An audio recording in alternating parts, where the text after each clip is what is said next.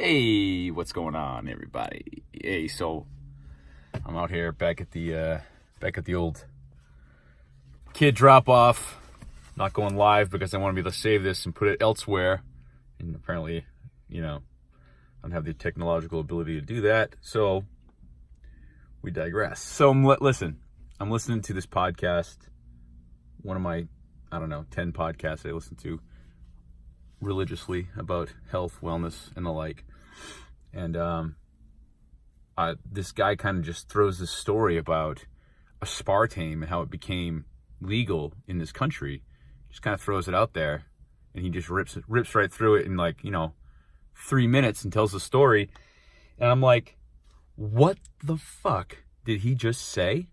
Because I'd never heard the story about how aspartame became legal in the United States. Now, whatever it is, say what you want. We can talk about the studies don't show ill effects or gut health issues or anything like that. But you know what?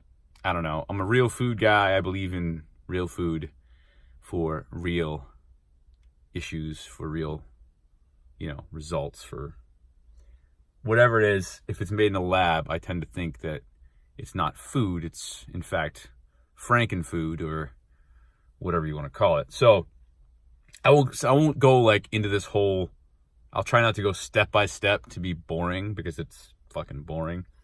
So, I wrote out a basic timeline here and I could just go one by one. But what you really need to understand is that, so in the late 70s, 1976, the FDA was petitioned to investigate the lab of the company that manufactured aspartame, which is the artificial sweetener found in Diet Coke and shit like that.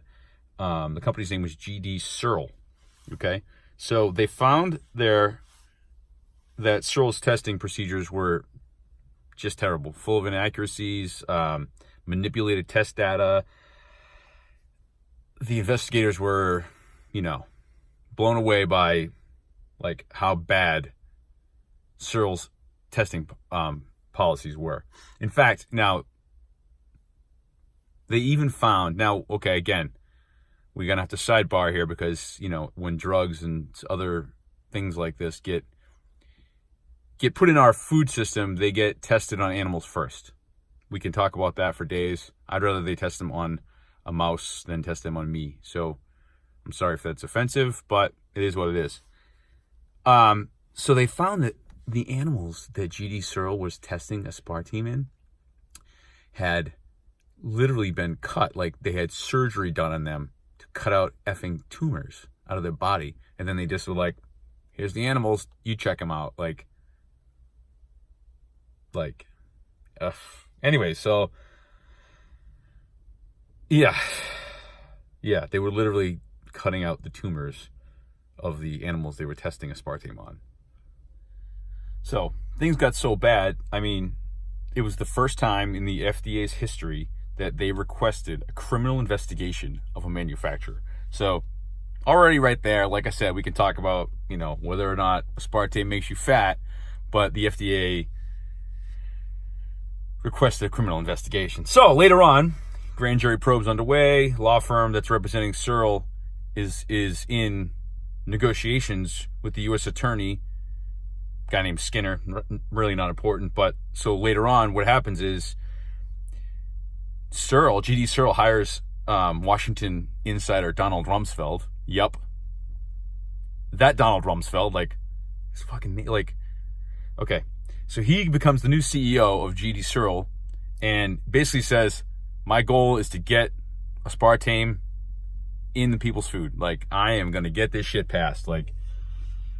Hold my beer, guys. So anyways, blah, blah, blah. Where was I? So they hire Rumsfeld. Rumsfeld brings in, now he's a congressman at the time and Secretary of Defense in the Ford administration, that whole deal, that Rumsfeld. Okay. So he brings in a bunch of his Washington guys to be top management in G.D. Searle. So,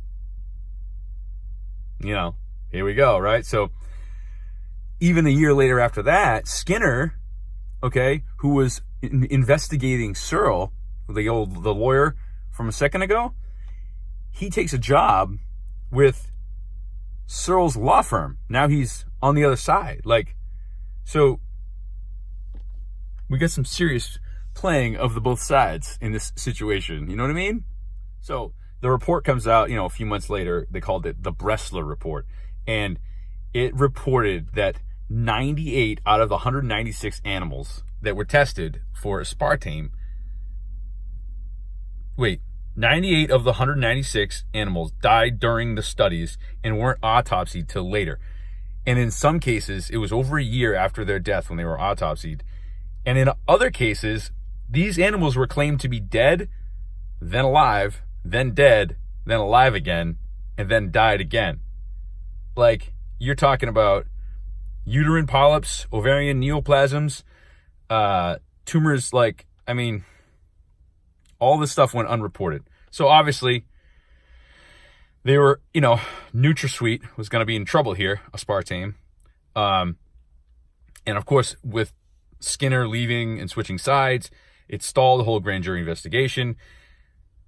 So long, in fact, that the statute of limitations ran out and the grand jury investigation was dropped. So all of a sudden, criminal charges no, that's gone. But we're still talking about food, right? Now, just to fast forward a little bit here, 2 years later, the FDA establishes the Board of Inquiry to rule on the safety issues surrounding NutraSweet. And a year after that, they finally conclude that it should not be approved. Pending further investigation of brain tumors in animals, the board states, quote, "It has not been presented with proof of reasonable certainty that aspartame is safe for use as a food additive," end quote. That's what they concluded on September 30th, 1980. Anyways, in January of 1981, guess what happened? Ronald Reagan became president, right? So he takes my boy, Donnie Rumsfeld, and puts him in as part of his transition team. Not a bad thing, right? Okay, no big deal.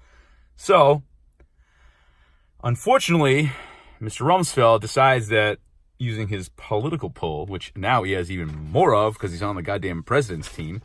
And of course, this is before Twitter and all this other shit, so we couldn't catch anybody doing anything stupid.